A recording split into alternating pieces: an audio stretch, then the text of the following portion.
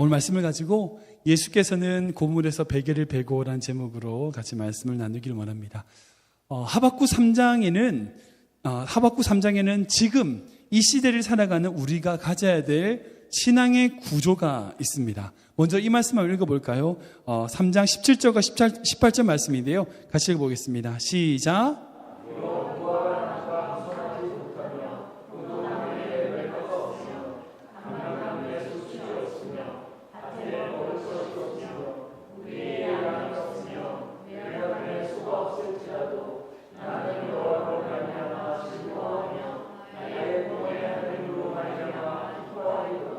아멘, 아멘. 17절 말씀 보면 비록이라고 되어 있고 18절에는 나는이라고 하고 있습니다. 이 말씀에 비록과 나는이라는 신앙의 구조가 보여집니다. 비록 우리 삶에 문제가 있고, 비록 뭐가 없고, 비록 풍랑이 있고 어려움이 있고, 비록 어떤 상황과 문제가 있다 할지라도 그래서 나는 아무것도 못해, 그래서 나는 안 돼, 이게 아니라 그런 상황임에도 불구하고 나는 기뻐하겠다. 이것이 하박국의 고백이더라는 겁니다. 비록 뭐뭐 할지라도 나는 이렇게 하겠다. 우리가 이 세상을 살아가야 될 우리의 신앙의 답인 것 같습니다. 사랑하는 클리브랜드 한인장로교회 성도님들의 삶에 이 신앙과 믿음이 있기를 주님의 이름으로 축원합니다. 어느 누가 좋은 것만 있어서 감사하겠습니까? 누구라서 문제가 없기에 감사합니까? 누구나 다 문제가 있고요. 누구나 다 어려움이 있습니다. 그러나 문제가 있고 어려움이 있다고 해도 그 문제 속에서 빠져 사는 인생이 아니라 그런 문제들 속에서 우리가 추구해야 될 목표, 우리가 가져야 될 비전, 소망, 우리가 그것을 바라보는 신앙이 우리의 신앙이 되어야 된다는 것입니다. 사랑하는 성도 여러분, 우리 신앙은요, 모든 환경을 다 뒤집어서 변화되기 때문에 믿는 신앙이 아닙니다. 생각해 보십시오. 우리 예수님 믿고 나면 모든 환경이 다 뒤집어지던가요? 모든 환경이 다 풀립니까? 다 편하고 다 좋은 것만 누리게 되던가요? 그러시던가요? 정말 그렇게 되던가요? 예수 믿으면 다 복받고 다 좋게만 된다고 말하는 것은 100점짜리 답은 아닌 것 같습니다. 물론 하나님의 놀라운 능력과 놀라운 은혜로 뒤집어질 수도 있죠. 풍랑이 잔잔해질 수도 있습니다. 그러나 환경이 변하지 않더라도, 환경이 바뀌지 않더라도 그 속에서, 그 상황 속에서도 우리는 어떻게 할 것인가? 이것이 우리에게 질문이라는 겁니다. 오늘 본문 말씀은 예수님이 그 폭풍 속에서, 그 환경 속에서 취했던 모습에 대해서 한번 살펴보기를 원합니다. 오늘 말씀은 아주 유명한 말씀입니다. 예수님께서 공생애를 하고 힘들고 지쳐서 제자들과 함께 저편으로, 바다 전편으로 건너가자라고 말씀하시고 그 배에서 주무셨어요. 주무시는 상황 속에서 제자들이 풍랑 속에서 위기에 빠지게 되고 이후에 예수님이 깨셔서 풍랑을 잔잔하게 하셨다는 내용이 바로 오늘의 본문의 말씀입니다. 그런데 이 말씀에서 예수님이 풍랑을 잔잔하게 만드셨다는 내용을 통해 자연을 다스리고 운행하시는 예수님의 신성을 강조하는 본문이다라고 볼 수 있습니다. 근데 분명 그 부분이 중요합니다. 예수님께서는 창조주이셔서 바람과 바다도 그분의 말씀에 순종하게 되는 놀라운 능력을 가진 분입니다. 그런데 제가 여기서 주목해 보았듯이 저의 관심은 어떻게 있냐면 이런 풍랑 속에서, 그런 어려움 속에서 어떻게 예수님은 주무실 수 있는가는 질문입니다. 어떻게 그 환경 속에서 그렇게 태어나실 수 있는가입니다. 제가 이 말씀을 연구하고 묵상하면서 적용적 읽기로 이 상황 속에 들어가 봤더니 예수님께서 주무셨다는 이 상황이 전체 상황과 전혀 이해가 되지 않는 거예요. 좀 생소한 거예요. 생각해 보십시오. 어부 출신의 제자들이 죽을 것 같은, 정말 죽을 것 같은 그 풍랑 속에서 예수님이 주무셨대요. 분명히 그 상황은 평범한 상황이 아닙니다. 죽을 것 같으니까 두려운 상황, 어부 출신의 제자들이 두려울 만큼 정말 힘들고 배가 심하게 흔들리는 그런 상황이었는데 그 상황 속에서 주무셨다. 어떻게 생각하세요? 흔히들 생각해 보면 어떤 사람이 누워서 눈을 감고 있으면 그 사람을 보고 우리는 뭐라고 이야기합니까? 잔다고 얘기하죠. 그러니까 예를 들어서 잠이 든 상태는 아니에요. 근데 침대에 누워서 눈만 감고 있어요. 잠든 상태는 아니에요. 근데 그때 누가 보더라도 그 사람을 보고 누가 지금 뭐 하고 있느냐라고 물으면 잔다라고 대답을 할 겁니다. 그래서 사실 이 말씀 속에 예수님은 정말 어떤 상태셨을까? 많은 성경학자들이 말하는 것이 정말 예수님께서 정신을 잃고 아예 그냥 꿈을 꾸시는 그런 정신을 잃고 주무시고 계시는 그 상황이었을까? 아니면 혹시라도 눈만 감고 자는 척하고 계신 건 아니었을까? 예수님 정말 주무셨는지 아니면 자는 척, 주무시는 척 했는지를 한번 생각해 보기 원한다는 겁니다. 어부 출신의 제자들이 정말 죽을 위기에 처해 있는 이 상황에 예수님이 주무셨다. 이 상황은 너무나 좀 이해가 안 되는 부분이기 때문에 우리가 이 부분을 한번 생각해 보기 원한다는 겁니다. 먼저 예수님께서 진짜 주무셨다고 생각해 봅시다. 어떤 사람이 얼만큼 성숙되었는가를 판단할 수 있는 근거가 있어요. 그게 뭐냐면 그 사람이 얼마나 성숙되었는지 성숙되지 않았는지를 볼 수 있는 방법은 뭐냐? 그 사람에게 위기가 닥쳤을 때, 위기가 닥쳤을 때, 그 위기를 어떻게 대처하는가를 보면 그 사람이 성숙도를 알 수 있어요. 그 사람이 얼마나 성숙됐는지 아니는지를 알 수 있다는 거죠. 솔직히 여러분, 가만히 있으면 몰라요. 평범할 때는 몰라요. 풍랑이 왔을 때, 위기가 왔을 때에 그 사람의 진짜 모습이 드러난다고요. 그렇잖아요. 여러분들도 안 그러시던가요? 우리도 마찬가지인 것 같아요. 우리에게 풍랑이 왔을 때에 그때 우리의 인격이 드러나요. 우리에게 위기가 왔을 때에 우리의 삶이 드러나고요. 그때 바로 우리의 믿음이 보여지더라는 거죠. 헨리 브리커리 목사님의 영적 리더십이라고 하는 책을 보면 이 환경에 대하는 인간의 세 가지 유형이 있다라고 얘기하고 있습니다. 세 가지 유형이 있대요. 첫 번째 유형은 어떤 유형이냐면 환경에 종속되는 유형이에요. 환경에 종속되는 인간. 이 사람은 어떤 인간이냐면 환경에 지배받는 인간이에요. 남의 눈치를 보고요. 환경에 따라서 쓸려가는 존재. 남이 나를 미워하면 나도 그 사람을 미워해요. 왜? 미워하니까 나도 미워한다는 거예요. 그리고 다른 사람의 나를 어떻게 평가하느냐에 따라서 자기의 인생이 행복이라고 생각하는 사람. 그러니까 남이 공부하면 같이 공부해요. 그래서 한국에 옛날에 토플 공부할 때 다 토플책 끼고 다녔잖아요. 대학생들. 공부도 안 하면서 그러니까 남들이 하니까 다 같이 따라하는. 현대인들이 대부분 이 부분에 속해요. 행복의 기준이 자기에게 있지 않아요. 환경에게 있는 거예요. 환경에 따라서, 그 사람에 따라서, 환경에 따라서 남과 비교해서 행복한 것과 행복하지 않은 것을 결정하는 거죠. 이런 인간이 있다는 거예요. 환경에 종속되는 인간. 두 번째 부류가 있어요. 그 어떤 부류냐면 환경에 반항하는 인간이에요. 이런 인간은 어떤 유형이냐면 환경에 항거해요. 적응하지 않고 무조건 이질적으로 반대하는 거죠. 공격적인 성향을 보여요. 반대가 목적인 거예요. 일단 어떤 이야기가 나오고 어떤 상황이 되면 기존 세력과 어떤 그런 것에 대하여 무조건 일단 비판부터 하고 보는 거예요. 무조건 반대, 무조건 아니다라고 생각하는 거죠. 그래서 환경이 오면 그 환경에 적응하기보다는, 그 환경을 어떻게 하기보다는 일단 그 환경을 거부하는 인간이에요. 그런 사람들 우리 주변에 보게 되잖아요. 반대를 위한 반대를 하는 사람들. 세 번째 유형이 있습니다. 어떤 유형이냐면 이 환경에 초월하는 사람이에요. 중심에 바른 자세를 가진 사람이에요. 환경에 요동하지 않는 거죠. 사업이 잘 된다고 교만하지도 않고요. 안 된다고 불안해하지도 않아요. 환경에 지배받는 것이 아니라 환경을 지배하는 자. 억울한 일 당해도 비굴하지 않아요. 침착해요. 어떤 환경과 어떤 상황이 오더라도 침착해요. 그리고 어떤 상황 속에서든지 나눠주고 베풀어줄 수 있는 성숙된 사람이 바로 이 환경을 초월하는 인간의 유형이다라는 거예요. 오늘 본문 말씀을 보면 예수님이 바로 그렇게 환경을 초월하시는 모습을 보여주고 있습니다. 어떻게 그렇게 풍랑이 치는 제자들이 어찌할 수 모르는 그 상황 속에서 그 환경을 초월하여 주무실 수 있냐는 거죠. 그래서 마치 이렇게 우리 41절 말씀 보면 제자들끼리 놀라잖아요. 그가 누구이기에 바람과 바다도 순종하는가? 이렇게 놀라는 것처럼 이 설교의 포커스로 들어와서 우리가 놀라야 되는 방향은 그런 거예요. 죽음으로 몰아가는 이 풍랑 앞에서 그가 누구이기에 주무실 수 있는가?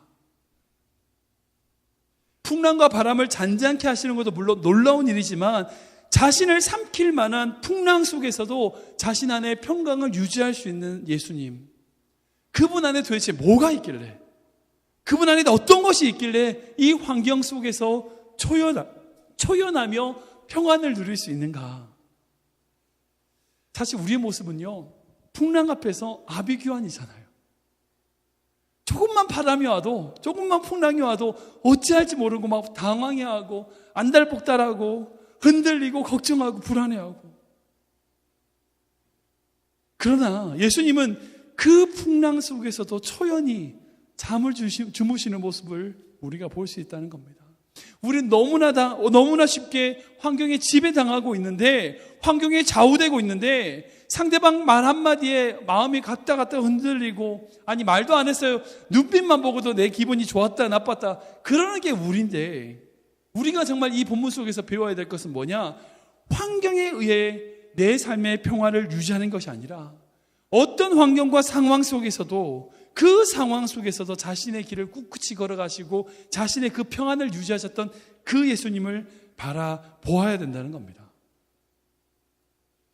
종교개혁자 존 낙스는 이런 얘기를 합니다. 하나님을 진정으로 두려워한다면 그 밖에 다른 것을 두려워할 것은 없다. 우리가 하나님을 두려워한다면요, 다른 것은 두려워할 게 없습니다. 하나님을 두려워한다면 어떤 것이든 두려워할 게 없어요. 다 구약의 다윗의 정말 위대함을 보면 그 다윗은 두려워하는 게 그거였어요. 수많은 적들이 아니었어요. 시편 51편 말씀 보면 하나님의 성령이 자기를 떠나는 것을 제일 두려워했어요. 즉 어떤 적들이, 어떤 수많은 자기의 적들이 자기를 공격하는 이걸 두려워하지 않는 것이 아니라 내가 지금 하나님과 함께 하느냐 함께하지 않느냐, 이걸 두려워하더라는 거예요. 둘 중 하나입니다. 보이는 것이 두려운 자는 하나님을 두려워하는 자가 아니에요. 하나님을 두려워한다면 보이는 것이 두렵지 않습니다. 이것이 영적인 법칙입니다. 보이는 것이 두려우면요, 우리는 하나님을 두려워하는 게 아니에요. 그러나 우리가 진정 하나님을 두려워한다면 이 세상에 두려울 게 없어요. 보이는 것은 두렵지 않아요. 혹시 지금 세상이 두려우십니까? 여러분 앞에 다가오는 그 큰 파도가 두려우십니까? 거센 바람이 두려우신가요? 세상의 문제, 그 풍랑을 비웃으시며 주무시는 그 예수님의 평강을 달라고 우리가 기도해야 된다는 겁니다. 우리에게 왜 평안이 없는가? 왜 평강이 없는가? 그 주님을 우리가 모시고 있지 못하기 때문에, 그 주님을 온전히 믿지 못하기 때문에 우리가 환경에 두려워하는 것은 아닌지 우리 스스로를 되짚어 봐야 된다는 겁니다. 어떤 풍랑이 있더라도 그 풍랑 앞에서 잠잠히 여전히 기다리며, 주님을 기다리며 그 주님의 인도하심을 바라보는 여러분들 되시길 주님을 축원합니다. 두 번째로, 예수님이 잠을 자지 않으셨고 자는 척을 했다고 한번 생각해 봅시다. 예수님이 왜 그러셨을까요? 왜 주무시지 않으셨음에도 불구하고 배 고물에서 누워 계셨을까요? 왜 자는 척하고 계셨을까요? 이 말을 다른 말로 하면 예수님이 연기하신 거잖아요. 그죠? 자는 척 연기하신 거잖아요. 예수님이 연기하신 것이라고 생각하면 예수님이 또 연기한 게 성경에 여러 군데가 있습니다. 예수님이 연기를 참 잘하셨던 것 같아요. 마태복음 15장에 보면 예수님의 또 다른 연기가 나옵니다. 바로 수로보니게 여인의 이야기입니다. 여러분 이 이야기 아시죠? 귀신 들린 딸을 고치기 위해 찾아온 이방 여인에 대해서 예수님이 어떻게 말씀하셨는지 여러분들 아실 겁니다. 예수님은 어떻게 하셨어요? 이해가 안 될 만큼 냉담하게 그 여인을 거부하시고 받아들이지 않으신 예수님 모습을 우리 마태복음 15장에 볼 수 있습니다. 그 여인이 예수님께 정말 간구해요. 예수님 어떻게 해요? 들은 척 만척해요. 대답도 안 하세요. 근데 제자들이 보다 못해서 그 여인을 예수님께 데려왔어요. 그때도 예수님은 여전히 그 여인을 냉담하게 대하십니다. 성경 어디에도 예수님이 그렇게 인간을 냉담하게 대한 적이 없었는데 특별히 그 여인에게만 특별히 냉담하게 대하십니다. 그래도 불구하고 그 여인이 예수님께 구하고 간구를 드리자 그때서 예수님께서는 정말 매정한 말씀을 하시죠. 뭐라고 말씀하십니까? 자녀의 떡을 취하여 개들에게 주는 것은 마땅치 않다. 이렇게 말씀하시잖아요. 그 당시에 유대인들이 이방인들을 개나 짐승으로 취급했던 그런 나쁜 습관을, 나쁜 생각을 그대로 가져오셔서 예수님이 말씀하시는 거예요. 사실 예수님은 이전에 그렇게 다른 이방인들을 비판한 것에 대하여 꾸중하시고 비판하셨던 분이에요. 그런데 갑자기 그런 생각을 가져오셔서 그 이방 여인에게 너 이방인이잖아, 너 개잖아 라는 거 말씀하죠. 내가 어떻게 자녀의 떡을 취해서 너한테 주니, 개한테 주니? 라고 말씀하시는 거예요. 이렇게 심하게 말씀하시는 거예요. 독소와 같은 화살을 날리시는 거예요. 어떤 다른 목사님의 어떤 설교를 들어보니까 이제 예수님이 말씀하셨던 이 개가 그냥 개가 아니라 퍼피, 강아지다, 예쁜 강아지다, 뭐 이렇게 이제 예수님을 변호하려고 이제 강아지다라고 얘기하시는 그런 목사님의 설교를 이제 들은 적이 있는데요. 강아지는 개 아닙니까? 강아지도 개죠. 중요한 예수님 변할 필요 없어요. 예수님은 정확하게 그 여인을 개라고 표현했어요. 독소를 내리셨습니다. 사실 그대로 예수님은 아주 매정하게 그 여인에게 대하셨어요. 귀여운 강아지 얘기한 게 아니에요. 개 짐승을 얘기한 거예요. 정확하게 그 여인이 가지고 있는 아픈 부분, 그 부분을 정확하게 찌르고 말씀하셨어요. 유대인들이 그동안 그녀에게 상처를 줬던 그 수많은 상처들을 똑같이 주신 거예요. 그런데 중요한 것은 예수님의 그 마음이, 그 말씀이 예수님의 진심이 아니었다는 거예요. 연기였다는 거예요. 연극 배우처럼 연기하셨다는 거예요. 어떻게 할 수 있냐고요? 그 뒤에 예수님의 반응을 보면 알 수 있죠. 정말 상처를 주려고 하는 것이 아니라 그 여인을 테스트하기 위한 과정이었다는 거예요. 그 여인의 믿음이 어떤지, 그 여인의 마음이 어떤지를 알아보기 위해서 그렇게 심하게 말씀하셨다는 겁니다. 여인이 어떻게 대답했습니까? 주님, 맞습니다. 저 개입니다. 그런데 개들도 주인의 상에서 떨어지는 부스러기라도 먹습니다. 예수님, 덩어리를 달라는 게 아니에요. 그 떡에서 떨어진 부스러기라도 좋으니, 그 부스러기 같은 은혜라도 좋으니 그거라도 주세요 라고 얘기하는 거예요. 저는 걘데요, 그 부스러기 같은 은혜라도 저에게 주십시오라고 그 여인이 얘기해 주신게 간구한 거예요. 그 말씀을 듣자 예수님은 어떻게 하세요? 전혀 다른 말씀으로, 전혀 다른 표현으로 여자여 내 믿음이 크도다, 내 소원대로 되리라 라고 말씀하시며 그 딸을 고쳐주세요. 예수님이 연기셨죠. 연기셨어요. 분명히 그 여인뿐일까요? 아니요. 그 여인과 함께 있던 제자들, 그 제자들만요? 아니요. 지금 그 말씀을 읽고 있는 모든 자들에게 무언가를 가르쳐주고 싶었던 거예요.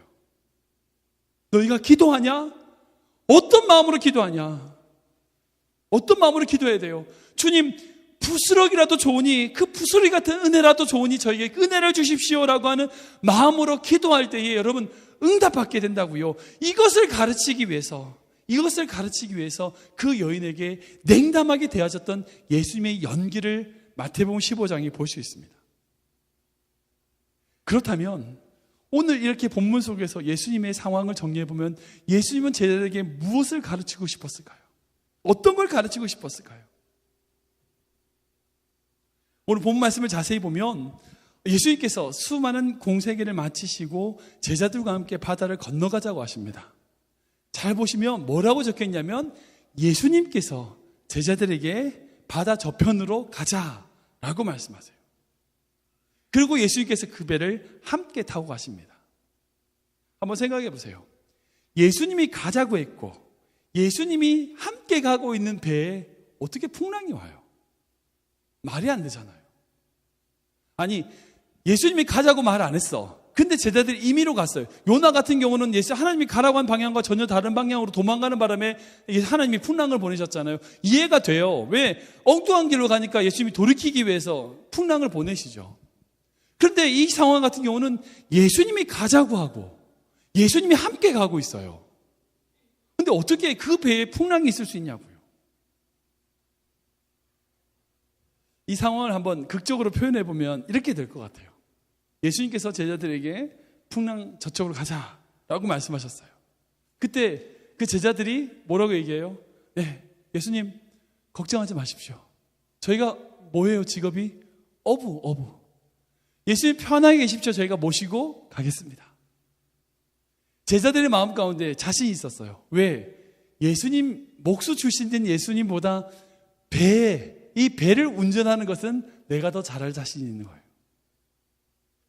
이 마음이, 제자들의 이 마음이 예수님을 그 배의 주인으로 모신 것이 아니라 그 배의 손님으로 모셨어요.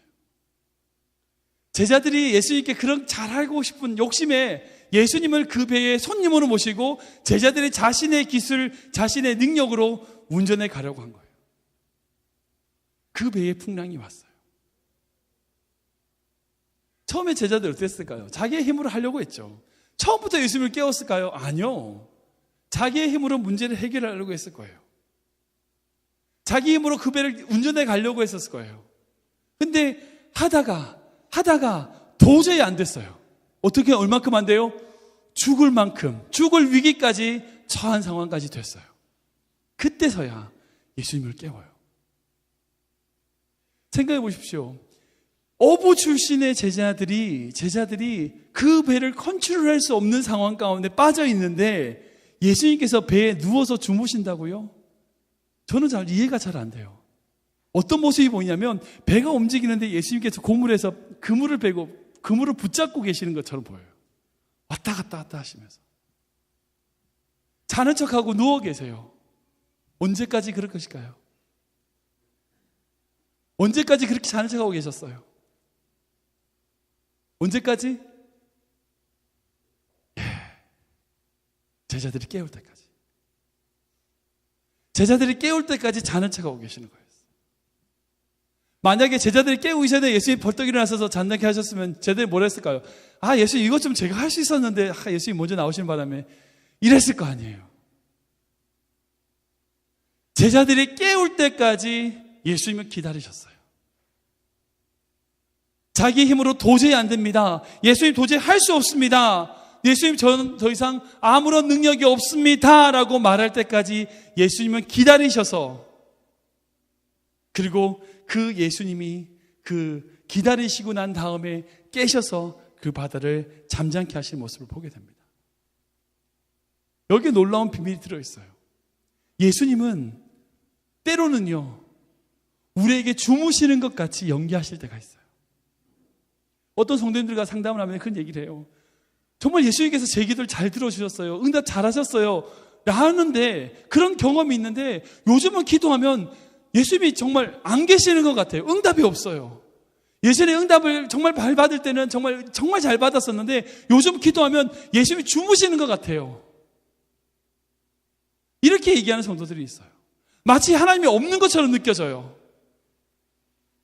혹시 여러분, 우리가 우리 인생의 주인이, 우리 배의 주인이 되어 예수님을 손님으로 만들고 난 다음에 마치 예수님이 없는 것처럼 생각하고 있지 않는가 우리 스스로 돌아봐야 됩니다. 우리 인생의 배의 주인을 예수님을 다시 모시고 예수님을 깨울 때까지, 예수님이 어떤 때는 마치 주무시는 것처럼, 없는 것처럼 연기하실 때가 우리 인생 가운데 있더라고요. 제가 믿기로는 우리가 기도하며 우리가 살아가는 모든 인생 속에 풍랑이 찾아와요. 생각해 보십시오. 예수님이 가자고 하고 예수님이 함께 가는 배에 풍랑이 왔어요. 맞아요. 풍랑이 있을 수 있어요. 예수님이 하라 가셨던 일, 그 일을 하는데 예수님과 함께 하는 것 같은데 풍랑이 올 때가 있어요. 그때 우리 스스로 점검해 봐야 돼요. 내가 정말 나의 힘으로 하려는 것은 아닌가? 내 욕심으로 하려는 건 아닌가?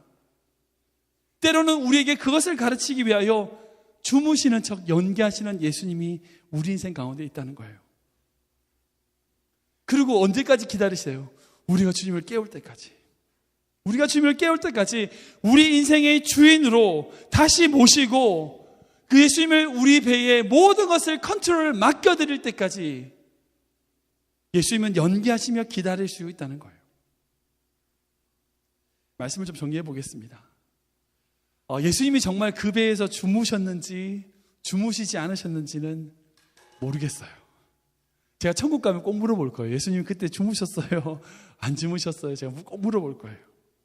그러나 중요한 것은 주무셨든지 안 주무셨든지 둘 다 우리에게 은혜가 돼요. 주무셨으면 뭐예요? 환경에 지배받지 않는 인생. 어떤 풍랑이 오더라도 어떤 상황이 있더라도 그 안에 평강을 유지할 수 있는 믿음, 우리에게 그것을 배워야 돼요. 예수님께 그것을 배워야 돼요. 만약 주무시지 않았다면 자는 척 하시며 그 제자들에게 가르치고자 하시는 그 예수의 마음을 좀 배워야 돼요. 예수님 뭘 가르치기 원하셨을까요? 우리 인생의 주인, 우리 인생의 배를 우리가 주인 되어 우리의 마음대로 운행하려고 했던 우리의 모든 것들을 내려놓고 주님과 함께 주님께 모든 것을 맡겨드리고 주님께 모든 것을 의지하고 나아가는 그 믿음을 우리에게 원하시지 않으셨을까? 우리 사랑하는 크리브나 하는 장로교회 성도님들은 정말 예수님께 모든 것을 맡겨드리는 인생 되기를 주님을 축원합니다. 처음에 말씀 나누던 것처럼 비록 여러분들 환경에 어떤 환경이 있다 할지라도 넣어보세요. 비록 나는 무슨 환경 속에 있다 할지라도 나는 주님을 예배할 것입니다. 나는 주님을 찬양할 것입니다. 나는 주님께 헌신하겠습니다. 어떤 환경이 있다 할지라도 내가 살아가는 인생 속에서 주님을 위하여 결정하고 나아가는 인생 되시기를 주님을 축원합니다. 이 찬양을 한번 들어볼까요? 우리 맨 처음 불렀던 찬양이 있죠. 주 품에 품으소서. 어떤 환경, 거친 파도가 우리에게 온다 할지라도 그 풍랑 속에서 주님과 함께 내가 나아가기 원합니다. 함께 고백하며 나아가기 원합니다. 사랑으로 충만하신 아버지 감사합니다. 우리 인생 가운데 거친 풍랑이 온다 할지라도 그 풍랑 속에서 일하시는, 그 풍랑 속에서 우리를 붙들어 주시는 그 주님의 손이 있음을 보게 됩니다. 비록 우리에게 어려움이 있고, 비록 우리 삶에 어려운 문제가 있고, 비록 우리 삶에 우리가 감당할 수 없는 환난과 폭풍이 있다 할지라도 나는 주님을 바라보겠습니다. 나는 주님을 의지하겠습니다. 나는 잠잠히 주님을 의지하고 바라보는 삶을 살겠습니다 라고 고백하는 우리 귀한 성도들 될 수 있도록 인도하여 주시옵소서. 저희 간절히 기도하는 것은 우리 성도들의 삶에 어떤 풍랑이 온다 할지라도 그 풍랑을 다스리시는 그 주님의 손을 붙잡고 나아가는 우리 성도들 되게 하여 주시옵소서. 때로는 우리에게 무언가를 가르치기 위하여, 때로는 우리에게 무언가를 가르쳐 주시기 위하여 연기하시는 주님의 또 다른 마음, 그 마음이 있음을 보게 하시고 그것 또한 사랑임을 깨달아 알아나가는 우리 귀한 성도들 될 수 있도록 인도하여 주시옵소서. 우리의 생명이 되시며 우리의 모든 것 되신 우리 구주 예수 그리스도 이름으로 감사하며 축복하며 기도하옵나이다. 아멘.